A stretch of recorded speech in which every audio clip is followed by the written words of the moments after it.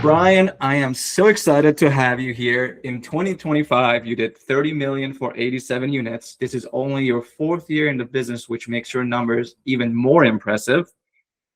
80% of your credit pulls turn into fundings, which is absolutely blowing my mind, and I want to know how you do it.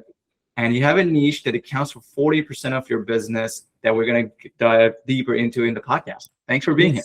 Man, thank you so much. I'm super excited. Very glad you reached out and looking forward to this. This is the first podcast I've done, so very, very excited. I'm excited. Yeah. I'm excited. That's great. Let's jump into how did you get into the business? Yeah, exactly. So I've worked for two different mortgage companies, broker and now bank. And so back in 2020, my wife got married July 2020, and I was working for a big company, Huntsville, where I'm from, in Birmingham, Alabama now, and just was ready to do something different. I worked in banking back in college, interned at a bank, and really enjoyed it. Loved the customer relationships, and just kind of was missing that in the previous job I had. I was just running Excel all day, basically, for a company, and ready to get back some client base and all that. So had a bunch of interviews trying to find something I want to get into that just more clients, being out and about more. And my dad actually ran into a good family friend of ours who ran a mortgage company in Huntsville. And he asked what I was doing. My dad said, looking for a job. And he said, tell him to call me.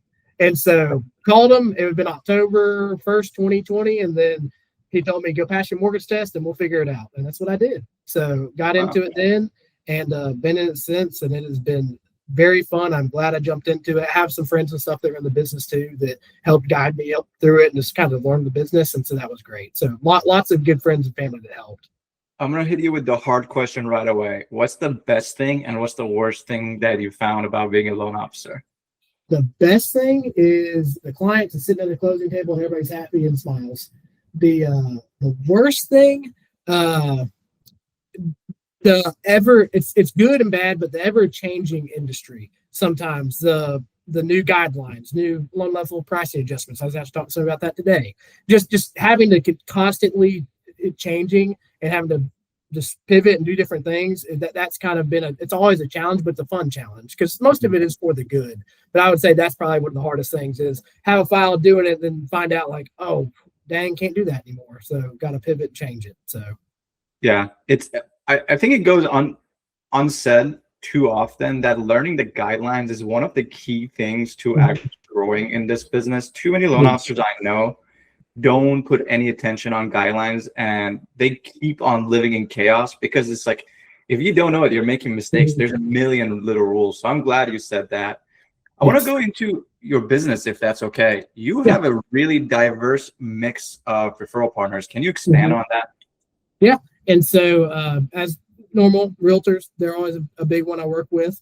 And then being at a bank, you have other employees of the bank that are very helpful that have friends that are agents, financial advisors, builders. And so that they're always very good. And my boss tells me all the time, your center of influence. Who do you see every day? I see everybody in this bank every day.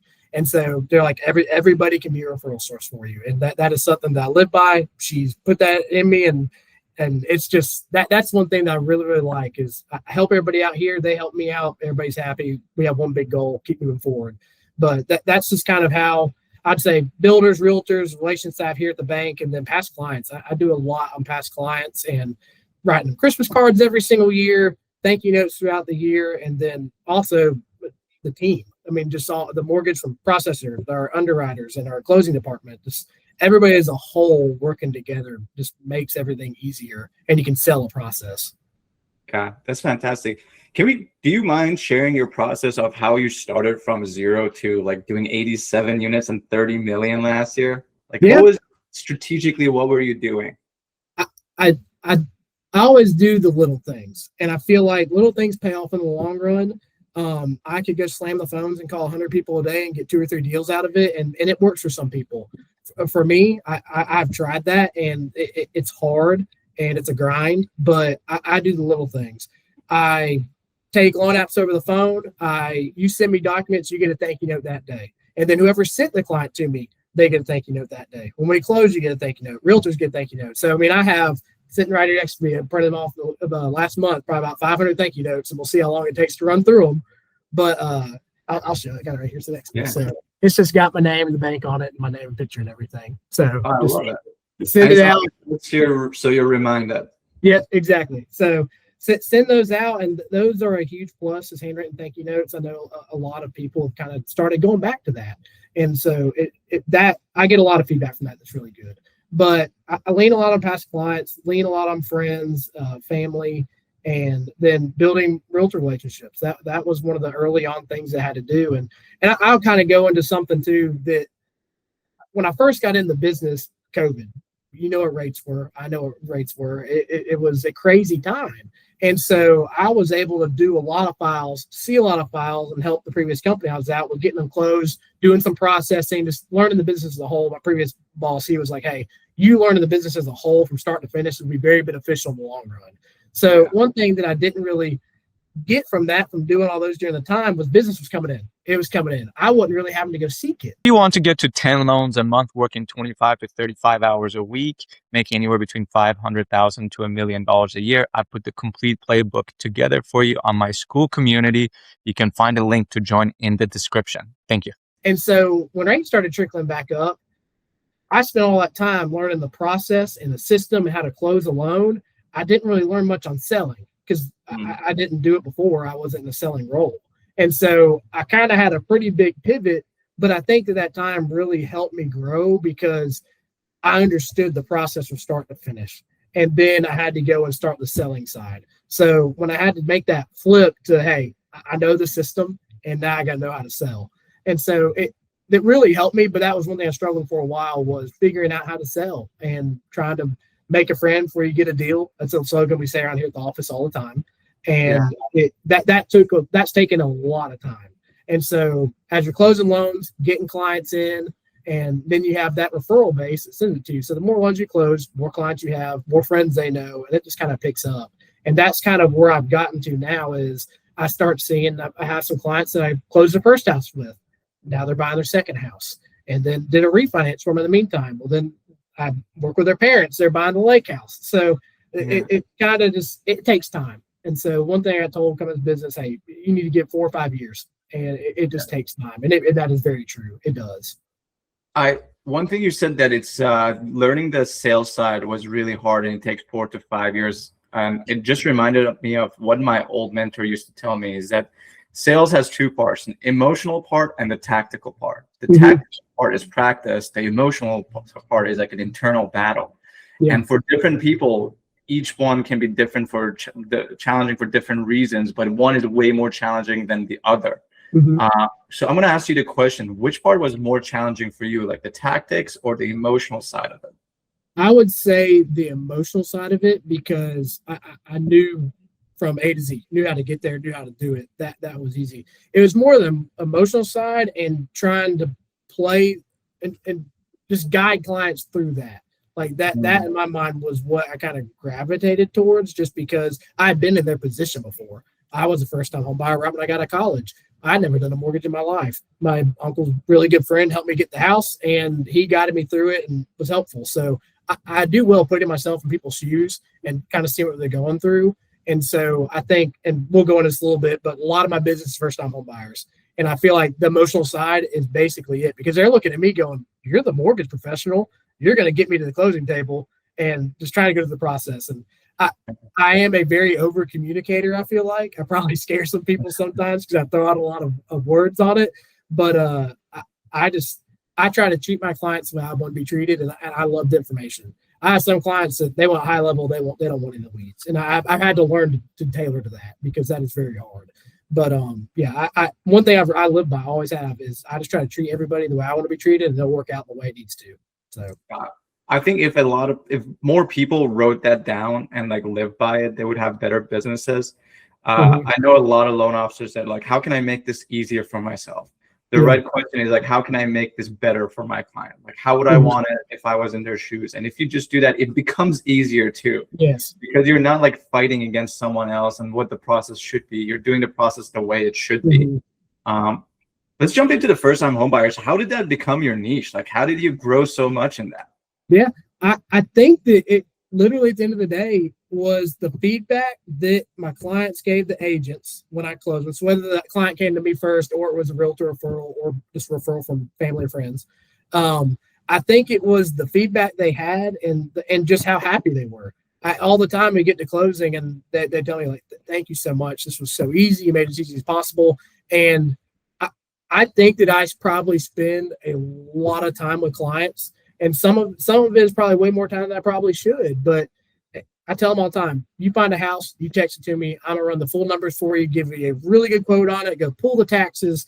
And I think they just feel very comfortable with me because I'm very responsive. First off, that's one of the biggest things. I'm very responsive. I get them what they need quick. And a lot of times, the first-time home buyers, they get a question popped in their head. They start getting scared about, well, what if I did this? What if, I saw that I don't need to have a large deposit in my account. Oh no, what? They put $1,000 in there yesterday. They call me. We'll go through it. Hey, this is what the guidelines say. You're good. Everything's fine.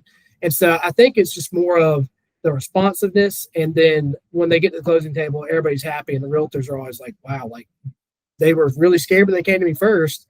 And then you helped them through it. You took their hand, walked them through it, and they're very happy. And so I think that's just kind of compounded. And then I guess I've developed a system because I've done so many of them. I kind of know what they want and how to guide them through it and just help them. Because a lot of times the closing costs and stuff, I'll send a one estimate and call them and go, we are going to go line by line through every single one of these. When you open it and you got time, you call me and we're going to go through it line by line. When you get a closing disclosure, we're going to go through it line by line. I'm going to show you what estimated and what it is now, why it changed, why it's different. And so I just spend a lot of time with them. And some of it too was to bit like for my benefit of learning how to do it all and just learning everything. And then learning like, what questions do they ask? Okay. They're always asking me this question right here about one disclosure and they're about, hey, do I need to receive the appraisal or what? Like, I know the answer to that because I always get asked that. So I think that was a lot of just over time working with them and just how happy they were at closing and knew the process and understood it because they went into it not knowing anything. And like I said, I was in their shoes back in 2018 when I bought my first house. So I saw it and just try to help be as good as possible. That's so good. The thing you said to me that really sticks out to me is that how much time you spend with clients. Mm-hmm. My first initial reaction was like, wow, that must take so much time. And I'm sure it does. Mm-hmm. But when you do it, you don't need that many leads. Like you're generating 10 to 15 leads a month and you're closing like 7 or 8. That's like 50 to 80% conversion, which is crazy. So you do, because your conversion is so high, because you put in the time on the client and treat them the way you want to be treated, you don't need so many leads. So it's like you can decide to put your time generating leads or you can put your time converting leads, and you focus very much on the conversion, which means you end up getting referrals. Like if your conversion is 80%, you have a lot of happy clients. Yes. And they refer people to you. So how is your time split now between what does your typical day look like? Yeah, I spend a lot of time in the office. I do. I want to spend a lot more time out of the office generating leads. And so that's been a big struggle for me. And I'm really just trying to work on it to be able to be out and about more, going to lunches, go talk to realtor groups like that. That's really the ultimate goal. But like you said, the conversion factor and the time I spend on these clients, it really pays off. And then I feel better at the end of the day when I go to sleep knowing I gave my client 100%. I didn't send them the text, send them the link, hey, fill this out. Okay, yeah, look at this and wait 2 days and get documents. Like I'm boom, boom, boom, get documents, get an application, call them, walk through the whole thing, talk through it all, figure out what their wants and needs are. And that it takes time. And so there's not really in my mind yet. I haven't figured out a way, like an easier, faster way to do it, but I just think it's the right thing to do. And that's what makes me happy is I gave them all, they have all the information they need to make a decision. And so that's kind of what it is. So whether it takes 8 hours a day or 2 hours a day, I'm still going to do it. I love it. Do you have like a checklist, or is it more like you just know internally what to do? If you want to get to 10 loans a month, working 25 to 35 hours a week, making anywhere between $500,000 to $1 million a year, I put the complete playbook together for you on my school community. You can find a link to join in the description. Thank you. I guess I did have a checklist originally, and now it's just become my system. And so it's just what I did. I come in every day, like wrote down 18 things I need to do today. I just start checking down. But I'm a big preset email guy. And so I have preset emails of just anything I do to transaction. I typically send out. And so I have a pre-approval credit pre-screen opt-out email. if you call me, text me your email address. I'm gonna send you an email. Here's what I need. Go opt out for the trigger leads to not blow your phone up, and then once you get me the documents, we'll get started. And so that's just kind of how I do things. I love it. So you're finding ways to save yourself time. You're not writing emails from scratch. Like anything that is like repeatable, you've already created the draft, so it's fast and easy. Yeah. As you know, same documents, pay stubs, W-2s, I mean, same stuff. So. How do you go about building relationships with your referral partners? So what kind of referral partners do you have, and how do you like give them the service and experience they want from you? Yeah, so builders, financial advisors, coworkers, people I work with, and then realtors. And so I just try to do the best I can to help them out. And so a lot of times calling them, like, what's your big issues right now? Like, give me something to brainstorm and think of how I can help. And so that's sometimes the route I go. And then some, I'm just like, hey, you know what I do? I know what you do, talking to a real estate agent. I'm here. You need me, I'm here. And so there was a few agents early on, close some deals with. It's a lot easier to stay in touch with the ones you just worked on a deal with. So thank you note, call them afterwards. Hey, is everybody happy? Sweet, everything's good. All right, I got the mortgage payment set up. They're all happy. And so a lot of times them, and then just kind of the mastering the following up. I see a lot of podcasts and stuff about that. And so just staying in touch, but I kind of play it off of, if I just keep staying in touch best I can, writing them a Christmas card every year to the realtors I work with throughout the year, brass ones I've worked with. And they, talked about 3 years, reached out to me one day and said, hey, I need your help.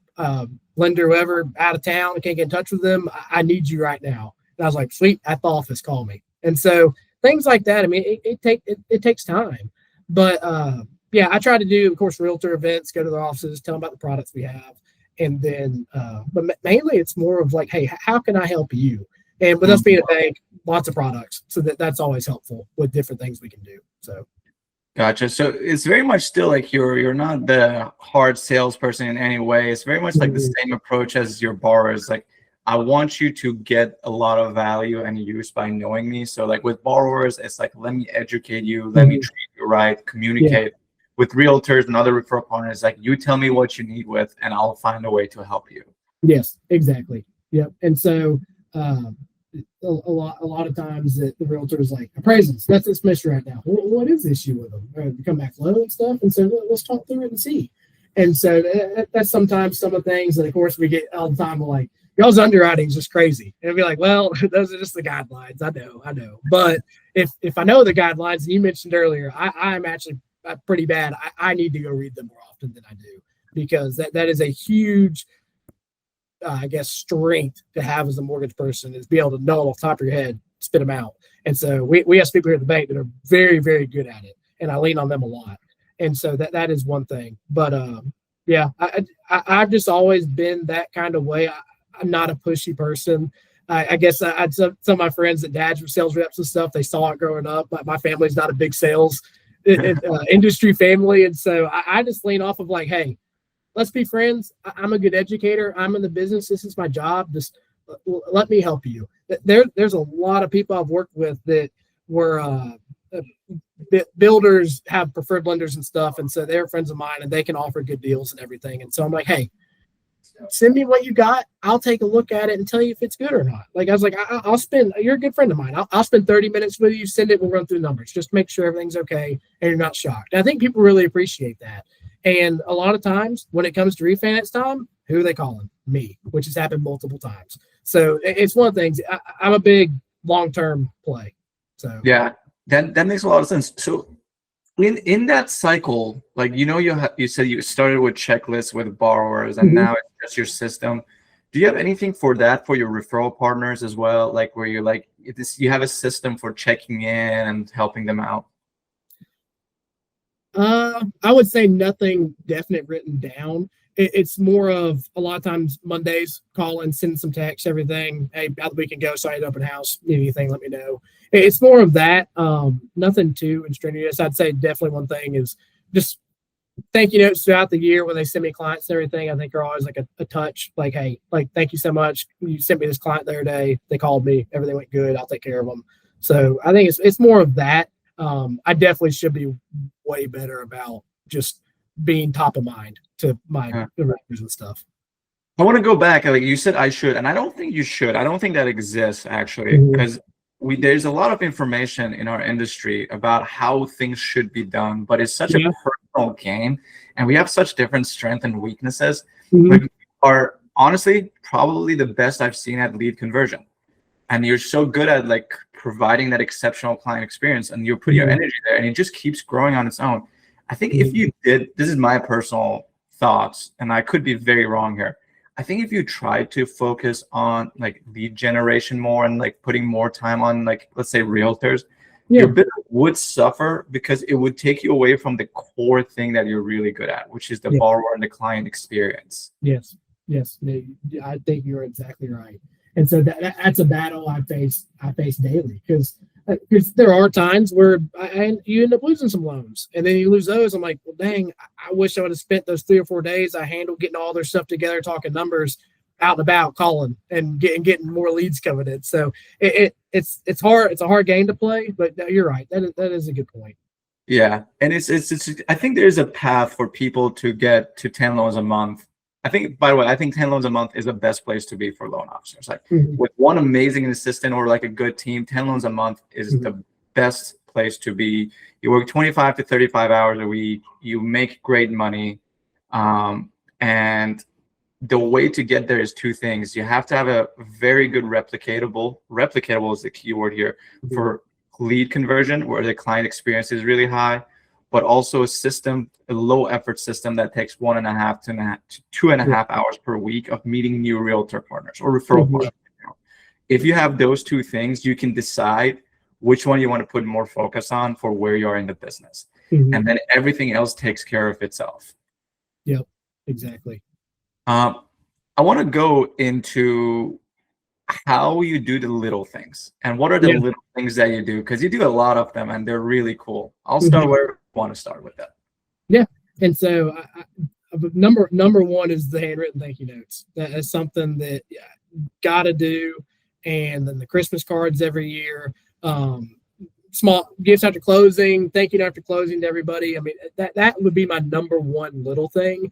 And then it's more of, I think this is it's not, I guess it is a little thing that I do, but my responsiveness to clients, it'd be hard to find somebody that can beat me. Like it really, really would. How fast? I mean, my friends laugh all the time. They're like, if you don't pick up on the first ring, something's wrong with that guy. Or if you don't send me a text back, they laugh at me a lot about it. But I'm like, I've always kind of been like that. So I was like, it just kind of flowed into this business. Like I found myself in it. I'm like, well, I kind of did that before. Like if you go to my phone and I have more than 2 notifications in my phone, in the phone app or the message app, like something's wrong. Like I'm there all the time. And so I think that plays to a lot of people. And I have clients that it's funny. They will email me late on a Saturday or a Friday night and be like, you do not have to respond to this. Will be their first thing. Oh, hold on 1 second. That's so funny. I actually say the same thing to people that I know are really responsive. I'm like, hey, I'm just putting this here so I don't forget it. Please don't respond to it. Go and do whatever you're doing. Exactly. It's like they know I will. And I don't sit back like I have to, because I move on to the next thing and I will forget and I will feel so bad. I just don't want to feel like that. So I was like, I'm going to do it right now, top of mind, knock it out. Gotcha. So it's the little things you do. The big 2 are for you, the thank you cards and the handwritten cards and being really responsive, which honestly, that in itself is most of what people want. They want to know they cared for and that it's the person they're working with is competent and reliable. So you're doing it. Yeah. Is it okay if I ask you a personal question about being responsive? Yeah. This is something that a lot of loan officers struggle with, like how to be responsive past working hours and without affecting their life quality. And how do you approach that?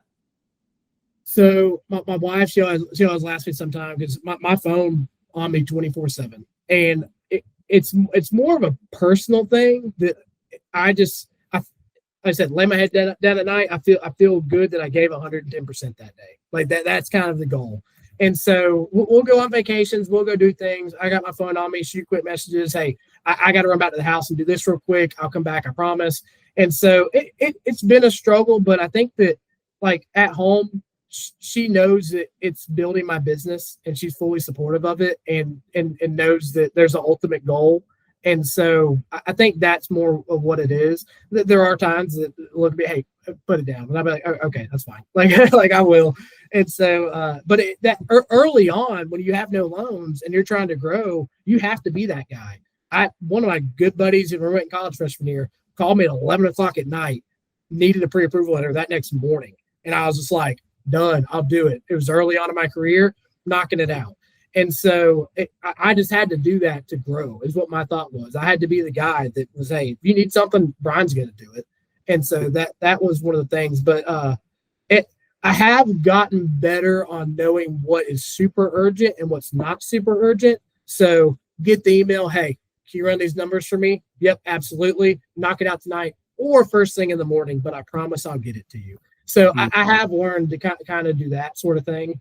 And also, we got almost a 2-year-old at the house now, baby boy, and spend a lot of time with him. So I've had to kind of change things like that. So, but in any job, I tell some of the younger people that work here, I'm like, hey, it's going to take a while to figure out what's super important and what, hey, this is not super pressing. Get to it by the end of the day. And so that takes time. And so now I've kind of been in the business long enough. I know, hey, they need a pre-approval letter. That's very important.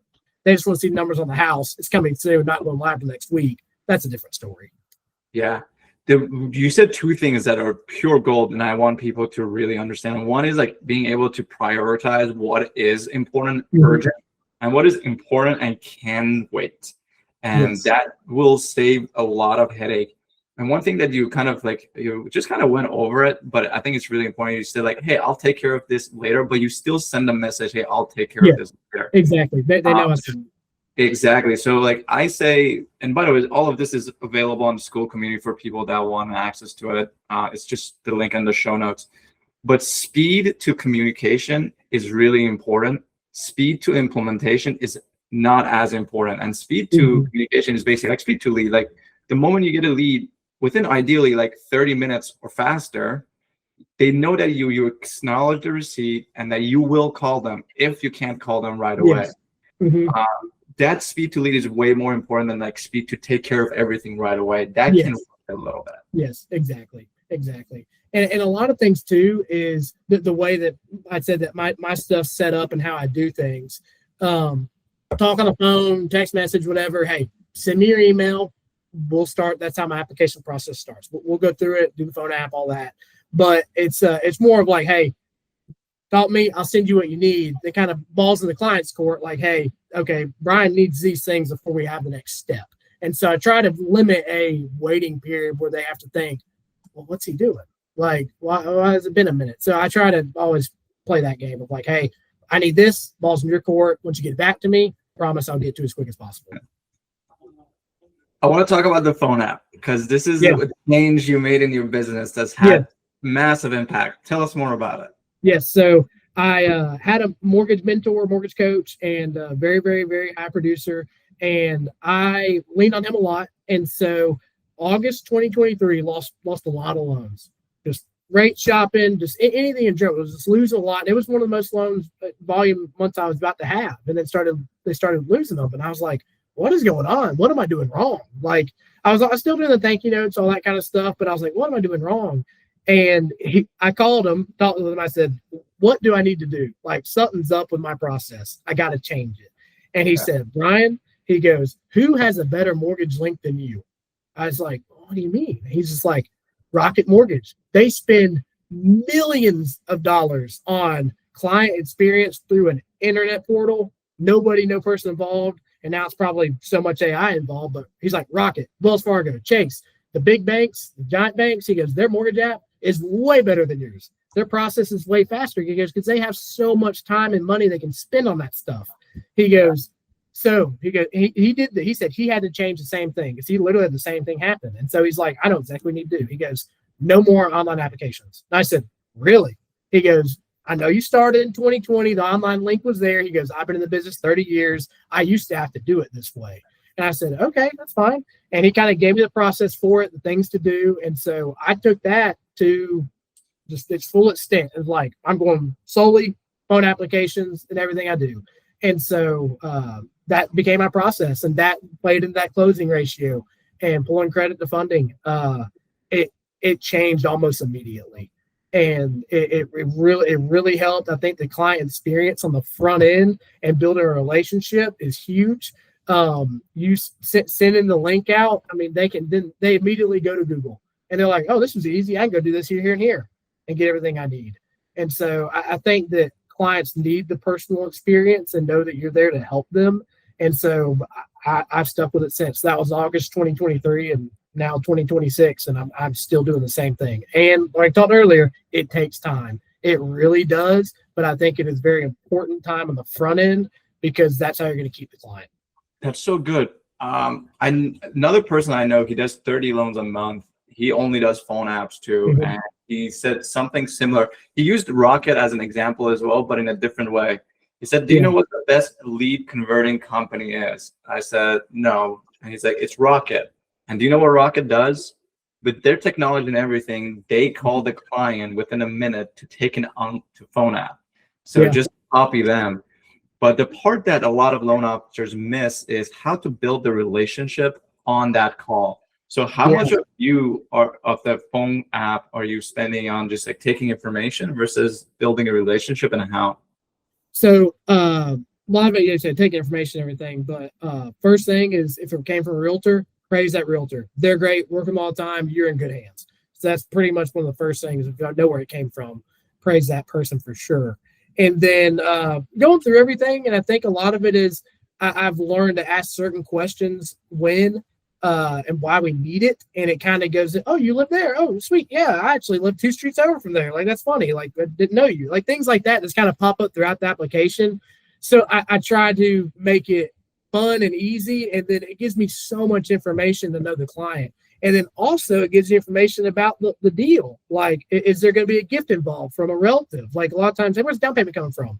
Oh, well, we're going to use this account, but also my parents are going to get this. And so I'm like, sweet. In my mind right down, already going to need that information. So a lot of that, you just learn so much more because when they go fill out the loan application, a lot of mine are first-time home buyers. First time they've ever seen anything like that. Oh, a work history. Well, I just got a school. Well, the school count? Bryan, the school count is that? Oh, well, just call me. Let's figure it out. So in that case, it ends all that. It ends that filling out half the app, not knowing what to do, and a late night phone call. Like, just do it over the phone. Easier, knock it out. I know it needs to be in there. I love it. You said something that reminded me of another thing I heard. It's like someone asked me, do you know what the best relationship tool builder in the world is? I said, no. So it's the 1003. You literally like ask questions about their kids, where they work, and like where they live. It's like nothing works better than it. So if you make it fun and engaging, they don't even feel like you're taking a nap. It's just a relationship building tool. Exactly. And then in the conversation, any questions? And they're like, no, don't think we have any. And most of the time, I'm like, hey, anything that comes up, you call me. 10 minutes later, phone call. Well, we did just think about this. Perfect. Let's answer it now. It's much easier to answer on the front end than deal with it 3 days for closing. Everybody's in a panic. Yeah. Oh, that's so good. Bryan, we're coming on time. What's one thing that you could share with loan officers? If there's one thing loan officers should know from your perspective, what is it? I would say get to know your clients as best as possible on the front end because it just helps so much more throughout the process. And that's why I think the phone applications are so big. Even if they do an online link, call them back and go through all of it together. Like it helps so much and can prevent any issues throughout the process. And one prime example, just like I said, the gift funds, like knowing like, hey, sweet, I have a gift letter. This is the process for it. They're like, oh goodness, thank you so much. We didn't know what to do. Like my parents, do they need to give me the money now? Like that's always been a pretty easy one. But like, nope, here's the process for it. Here's what I'm going to do. And so I'm a huge proponent of try to get every single thing you need to know on the front end because it makes the process easier. And I'm all about the easiest process, asking for less documents, get everything on the front end. I tell people all the time, I'm going to send you a list of documents. If you're self-employed, I'm going to send you a list. It's going to scare you, but it's going to make your life a lot easier to get it all to me now than piecemeal it throughout the process. Yeah. Oh, that's so good. That is great advice. Get to know your clients right up front. It makes the process easier. Can loan officers reach out to you? Yeah, absolutely. Always here to help. what's the best way for them to get in touch with you? And this will go into show notes as well. Yeah, I'd say just my cell phone and everything, and I'll give you all the information. But yeah, cell phone, email. I'm always here to help anybody has any questions. Perfect. Bryan, thank you so much. Yeah, thank you.